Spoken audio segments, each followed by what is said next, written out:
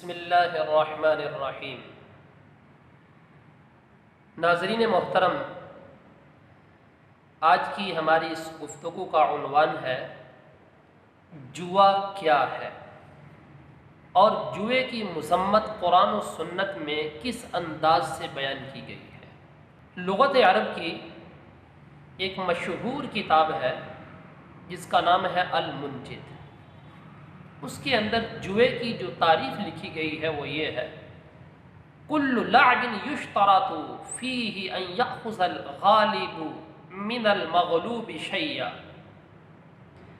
ہر ایسا کھیل جس کے اندر یہ شرط رکھ دی جائے کہ غالب مغلوب کا مال لے لے گا، یہ قمار کہلاتا ہے عربی زبان میں، جس کو ہم جوا کہتے ہیں۔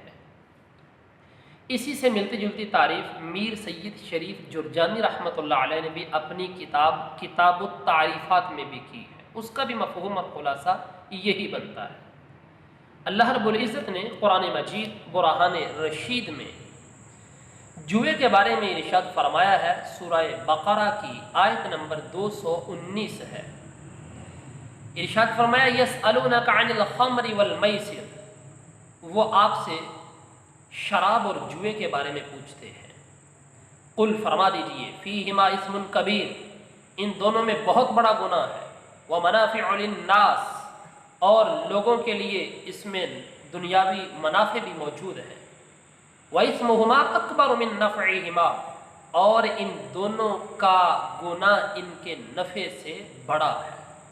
دوسرے مقام پہ اللہ رب العزت سورۃ المائدہ کی آیت نمبر 90 اور 91 میں ارشاد فرماتا ہے: یا ایھا الذین آمنوا، اے ایمان والو، انما الخمر والمیسر والانصاب والازلام رجس من عمل الشیطان، شراب اور جوا اور بت اور پانسے ناپاک ہیں، شیطانی کام ہے۔ فاجتنبوہ لعلکم تفلحون، تم ان سے بچو تاکہ تم فلاح پاؤ۔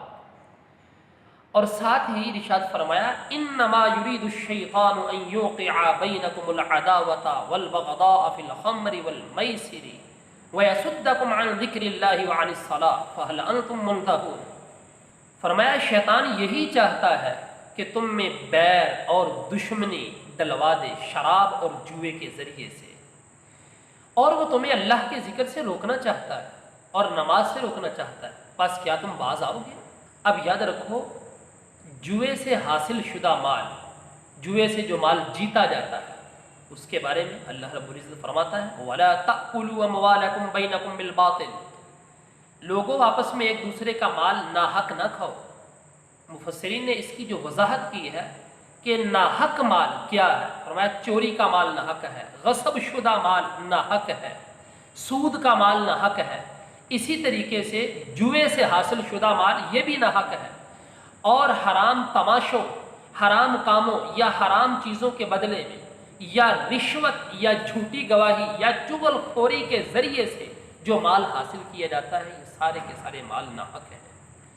اور جوئے کی مذمت میں میرے آقا علیہ الصلوۃ والتسلیم کا جو فرمان ہے وہ بھی دل کے کانوں سے سننے کے قابل ہے۔ سنن ابن ماجہ میں یہ حدیث پاک موجود ہے۔ نبی پاک علیہ الصلوۃ والسلام نے ارشاد فرمایا: جس نے جوا کھیلا تو گویا اس نے اپنا ہاتھ خنزیر کے گوشت اور خون میں ڈبو دیا ہے، الامان والحفیظ۔ اور صحیح مسلم میں جو حدیث پاک ہے، آپ اس سے اندازہ کر لیں گے کہ جوئے کی کتنی مذمت نبی پاک علیہ الصلوۃ والسلام نے بیان فرمائی۔ فرمایا جس شخص نے صرف اتنا کہا کہ آؤ جوا کھیلیں، صرف اتنا کہہ دیا، فرمایا اس کو چاہیے کہ صدقہ کرے۔ علامہ خطابی نے تو یہاں تک لکھ دیا اس حدیث کے تحت، فرمایا جس نے اتنا کہا کہ آؤ جوا کھیلیں، جتنا اس نے جوا کھیلنا تھا اتنا مال صدقہ کرے، لیکن اصح ترین قول یہ ہے کہ جتنا آسانی سے صدقہ کر سکتا ہے کر دے، تاکہ یہ اس کا گناہ بھی مٹ جائے۔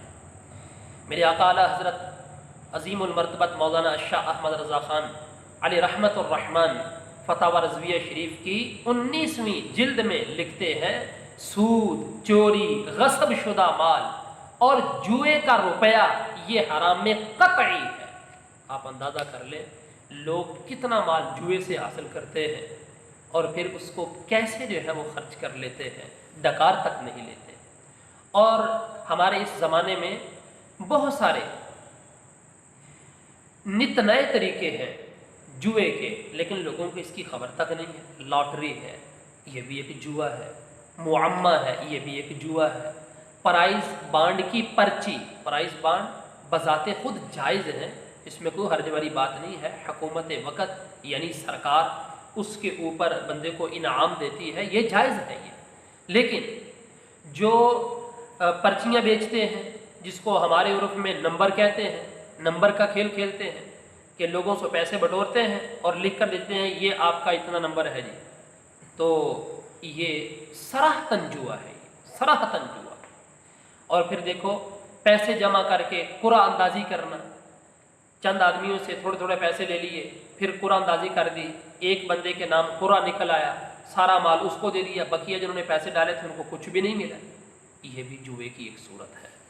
اور ہمارے ماحول میں جو عمومی طور پر جوئے کی صورتیں ہیں، ذرا میں اس کو بھی بیان کرنا چاہوں گا۔ کرکٹ ہے، اس کے اوپر باہم شرط لگائی جاتی ہے کہ ہارنے والا جیتنے والے کو پیسے دے گا۔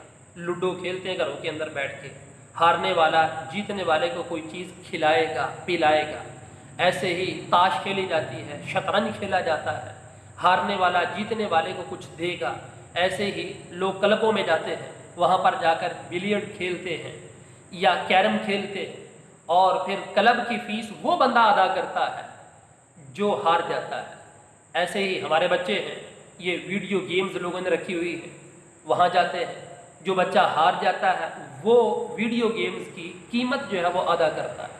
دوستو یہ صراحتاً جوا ہے، یہ ان سے بچنا ضروری ہے۔ اور شریعت مطہرہ کے اندر اس کا کتنا سخت حکم ہے یہ بھی سن لیجئے۔ میرے آقا اعلیٰ حضرت رحمۃ اللہ تعالی علیہ آپ فرماتے ہیں جس نے جوئے کا مال جتنا حاصل کیا ہے، جس سے حاصل کیا ہے اس کو پہنچانا یہ ضروری ہے۔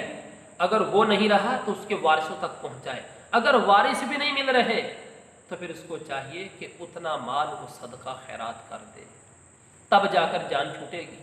توبہ کرنا بھی ضروری ہے اور مال جس سے لیا ہے اس تک پہنچانا بھی ضروری ہے۔ دعا ہے اللہ رب العزت ہم سب کو حلال اپنانے اور حلال کھانے کی توفیق عطا فرمائے، آمین۔